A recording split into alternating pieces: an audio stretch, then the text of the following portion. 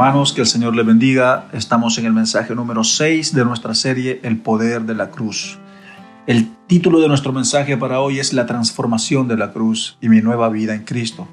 Vamos a fundamentar este mensaje en el capítulo 3 del poderoso libro de Colosenses y vamos a estar profundizando texto por texto en este capítulo y vamos a comprender, a llegar a la conclusión final de que el producto, el resultado y el fruto del poder de la cruz en mí es llevar y tener una vida nueva. Colosenses capítulo 3, desde el versículo 1 en adelante. Acompáñenme por favor en la lectura y demos inicio a este tiempo de mensaje y oramos como siempre para que sea de mucho beneficio para el crecimiento, ¿no es cierto?, de la iglesia aquí, bíblica cristiana aquí en Chile.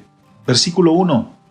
Si pues habéis resucitado con Cristo, buscad las cosas de arriba, donde está Cristo sentado a la diestra de Dios. Hermanos, solo gracias a la cruz y al hecho de que Jesús resucitó de los muertos se puede producir una resurrección en nosotros. Recuerde, morimos con Cristo y resucitamos con Cristo. Solo gracias a esta resurrección podemos buscar las cosas de arriba. Ahora la pregunta es, ¿qué significa buscar las cosas de arriba? Muchos nos hacemos esta pregunta. ¿Será que significa ver al cielo? ¿Significa ver a las nubes? ¿Significa caminar no viendo hacia el frente sino hacia arriba? Cuidado, hermano, no vaya a chocar allí con algo o con alguien o con un auto que lo vaya a atropellar. No se trata de eso. Buscar las cosas de arriba significa lo que dice Mateo 6:33, que dice, mas buscad primeramente el reino de Dios, de los cielos y de su justicia, y todas estas cosas os serán añadidas. Eso es buscar las cosas de arriba. Eso significa buscar las cosas de arriba, buscar el reino de Dios, buscar todo lo que tiene que ver con el reino de Dios y de su justicia, primeramente. Y esto, hermanos, solo se puede hacer o solo lo puede hacer una persona en la cual se ha manifestado el poder de la resurrección, una persona inconversa que no haya experimentado el poder de la resurrección, jamás de los jamases buscará las cosas del reino. Entonces, en conclusión del versículo 1, buscar las cosas de arriba significa poner la mirada en el reino de Dios, poner la mirada en el reino, poner la mirada en las cosas prácticas de la vida que nos llevan hacia toda justicia. Versículo 2, poned la mirada en las cosas de arriba y no en las de la tierra.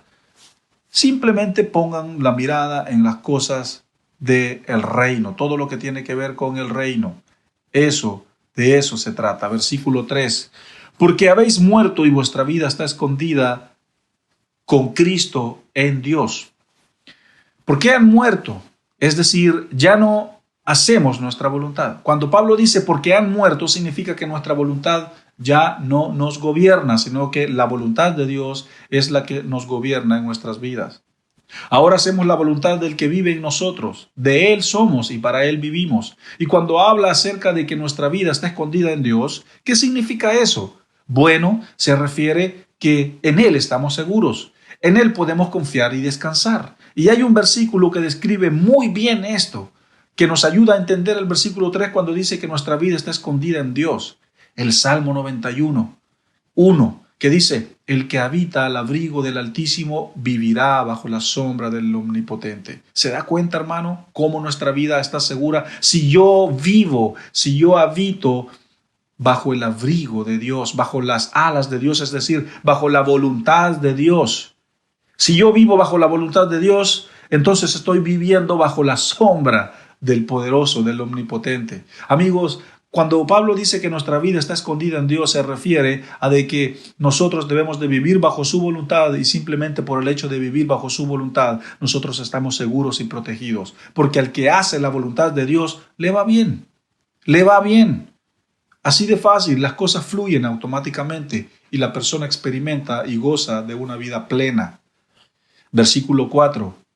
Cuando Cristo vuestra vida se manifieste, entonces vosotros también seréis manifestados con Él en gloria. Cuando el poder de Cristo resucitado, sea manifestado en nuestras vidas, entonces, dice Pablo, nosotros también seremos manifestados con Él.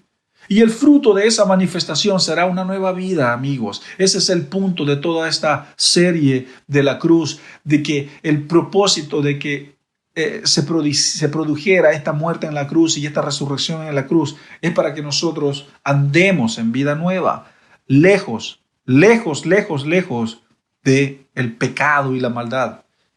El hecho de tener una vida nueva, esa es la señal de que Cristo se ha manifestado en nuestras vidas. Versículo 5. Hagan morir pues lo terrenal en ustedes: fornicación, impureza, pasiones desordenadas, malos deseos y avaricia, que es idolatría. Amigos, en el versículo 5 tenemos un gran mandato. Es hacer morir. Hacer morir. Y lo que usted tiene que comprender es que el Espíritu Santo, este es el trabajo del Espíritu Santo. Por eso es importante que nosotros entendamos y comprendamos el rol, el oficio, el obrar, el mover del Espíritu Santo adentro de nuestras vidas. Es el Espíritu Santo quien mata los deseos de la carne. Es por el Espíritu Santo que yo crezco en el entendimiento de Dios.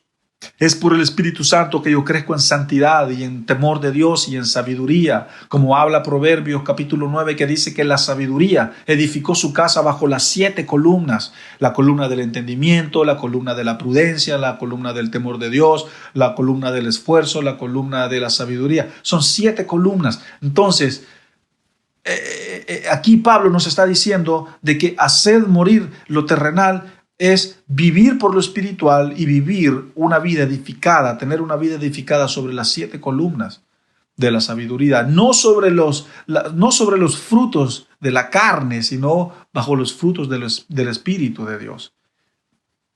Es gracias al Espíritu Santo que podemos resistir, ¿no es cierto?, a estos impulsos y deseos carnales. Versículo 6. Cosas por las cuales la ira de Dios viene sobre los hijos de desobediencia. Estos frutos de la carne encienden la ira de Dios. Para los que somos padres, entendemos lo que esto significa. Cuando nosotros le decimos a nuestros hijos, cuando yo le digo a mi hijo, no haga eso, no haga eso, no haga eso. Y cuando vemos que no lo hace, que le digo y que no lo hace y que no lo hace, entonces, ¿qué es lo que se produce en nosotros? Se produce un enojo, se produce un sentimiento, ¿no es cierto?, de enojo y de ira. ¿Por qué? Porque yo me enojo delante de la desobediencia de mi hijo o de mi hija. Entonces, ¿qué es lo que sucede? Que Dios también, su ira se enciende cuando nosotros, sus hijos, estamos en desobediencia, estamos en perdición, estamos en los frutos de la carne que nos llevan a la muerte, que nos llevan al infierno, que nos llevan a toda perdición. Ese es el punto del versículo 6, que la ira de Dios se enciende y se enoja y Dios se ofende cuando sus hijos están en pecado, cuando sus hijos están alejados de la verdad. Este es el punto del versículo 6. Este es el punto del versículo 6, porque la ira de Dios todavía está vigente para los inconversos, pero para nosotros, los que estamos en Cristo, hemos sido librados de esta ira de Dios. Pero Dios no solo es amor, no es solo un Dios romántico. Dios es un Dios serio, es un Dios íntegro, es un Dios ordenado, que también se enrabia por el pecado. Que Dios no se pone contento cuando yo estoy en desobediencia, cuando estoy en fornicación, cuando estoy en borrachera, cuando estoy viviendo con los frutos de la carne. Dios no está contento. Y es una realidad. No me vengan diciendo de que no, que solo en el Antiguo Testamento vemos la ira de Dios. Amigos, por favor, dejemos de perder el tiempo en estas teorías mal interpretadas de la Biblia. Si hoy en día yo estoy en Cristo, pero si yo vivo una vida pecaminosa, pues por supuesto que Dios no está contento conmigo. Por supuesto que Dios no está feliz conmigo. El doctor Adrian Rogers dice de que el pecado es como darle un puñetazo en la cara de Dios. ¿Quiere usted hacer eso? ¿Quiere usted hacer eso? Yo no puedo imaginar si un hijo mío viene y hace eso conmigo. No puedo imaginar la ira o el sentimiento de enojo que eso puede producir en mi vida. Entonces, La ira de Dios viene sobre estas cosas y viene sobre la desobediencia. Por eso tenemos que vivir en obediencia. Versículo 7, en las cuales vosotros también anduvieron en otro tiempo cuando vivían en ellas. Antes, cuando no estábamos en la verdad, vivíamos en estas cosas. Vivíamos en estos frutos carnales. Pero ahora, dice el versículo 8, dejen también ustedes todas estas cosas. ¿Cuáles cosas? La ira, el enojo, la malicia, la blasfemia, las palabras deshonestas de vuestra boca. Dejen de ser personas iracundas. Dejen de ser personas que viven en rabia, personas enojonas que no tienen gozo. Dejen la malicia, las mañas, la blasfemia, las palabras obscenas que salen de la boca,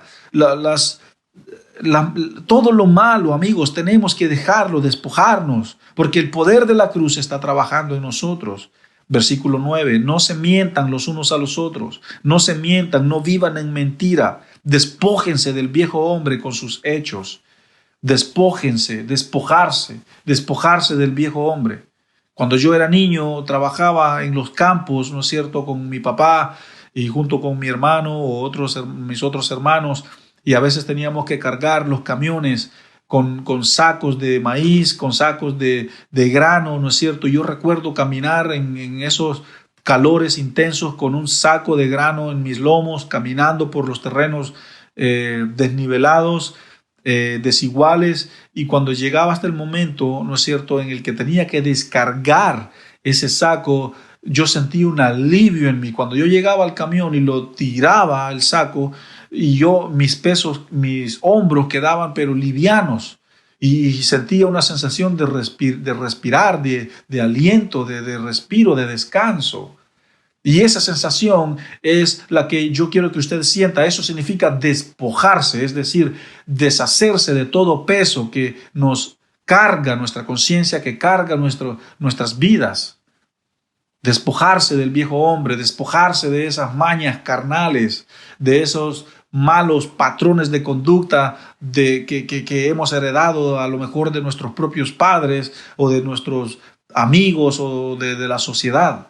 Tenemos que despojarnos de ese viejo hombre y ser introducidos en una vida de un nuevo ropaje gracias al poder de la cruz.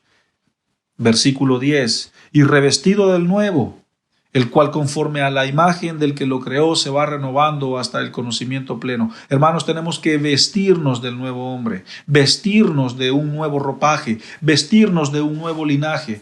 Yo siento en mi corazón que hay muchos de ustedes aquí en esta iglesia, especialmente los hombres, los padres de familia, los que tienen un llamado a ser sacerdotes del hogar. Puedo sentir de que muchos tienen que volver a ponerse el ropaje sacerdotal. Muchos han dejado el ropaje sacerdotal a un lado, han dejado el oficio sacerdotal a un lado y tienen que volver a ponerse ese ropaje para poder seguir ministrando en el hogar, en la familia y en el diario vivir. Hay muchos de ustedes que necesitan volver a ponerse ese ropaje nuevo, como dice el versículo 10, vestidos del nuevo ropaje. Pregúntese, amigo, pregúntese, ¿cómo está su sacerdocio hoy en día? ¿Cómo está ejerciendo usted su liderazgo en el hogar, en la familia y en el trabajo? ¿Cómo está su relación con el Señor? ¿Cómo está su tiempo de lectura bíblica? ¿Cómo está su tiempo de oración? ¿Cómo está su corazón? ¿Cómo está su temperamento? ¿Cómo está su carácter?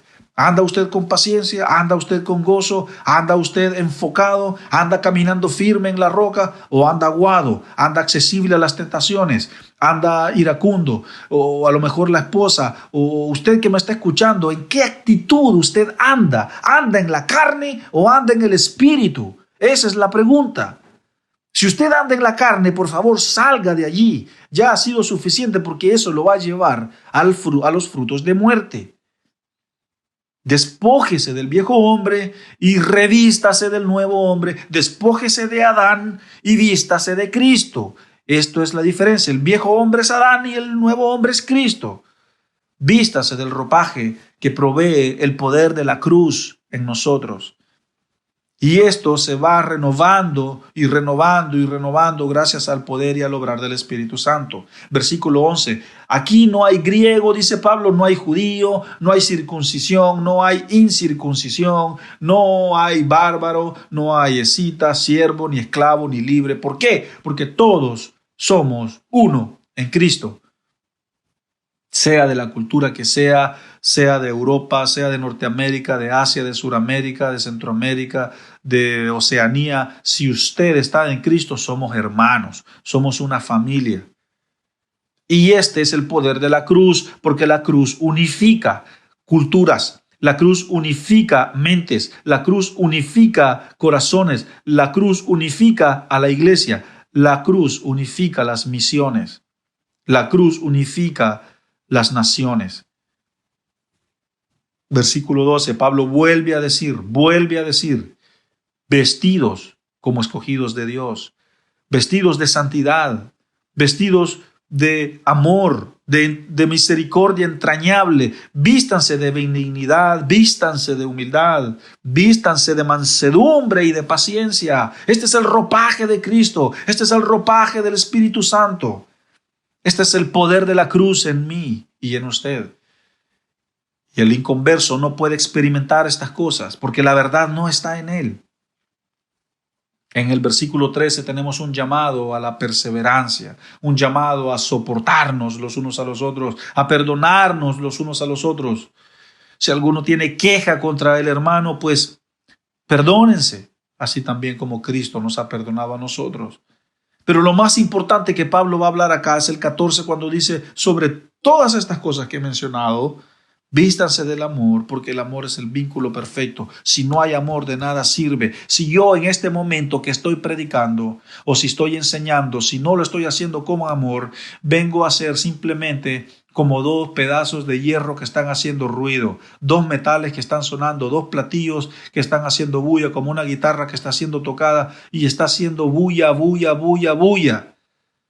Pero ¿tiene usted idea de cuánto amor y de cuánta gracia se necesita para decir la verdad en medio de una sociedad tan confundida como la que estamos ahora? Que hasta la iglesia de alguna manera está siendo de alguna manera influenciada, algunos hermanos están siendo arrastrados por la confusión de la sociedad. Por eso es importante vestirse del amor, por eso es importante, porque es el vínculo perfecto. Es la conexión, el vínculo, es el conexión, el link, el enlace, la conexión perfecta, la química perfecta entre Dios y nosotros. Versículo 15, y que la paz de Dios gobierne vuestros corazones, a la que asimismo fuisteis llamados como un solo cuerpo, y sean agradecidos. Sean agradecidos. Es un llamado a vivir en la gratitud. Este es un llamado a vivir por la gratitud. ¿Para quién vive usted, hermano? ¿Para quién vive usted? ¿Para quién hace lo que hace usted? ¿Lo hace para agradar a su jefe? ¿Lo hace para agradar a su esposa? ¿Lo hace usted para agradar para ser complaciente, solo para que digan que usted es un superhéroe, que todo lo puede? Hermanos, nosotros todo lo que hacemos, lo que vivimos y lo que pensamos y lo que sentimos y lo que producimos en nuestro diario vivir debe de ser con una razón, y es honrar a Dios. Glorificar a Dios en todo lo que hacemos, más allá de caer en otras confusiones de honrar y ganarnos el favor de los hombres. Versículo 16 dice que la palabra de Cristo mora en abundancia en ustedes, enseñándose y exhortándose los unos a los otros en toda sabiduría, cantando con gracia en vuestros corazones al Señor con salmos y cánticos espirituales.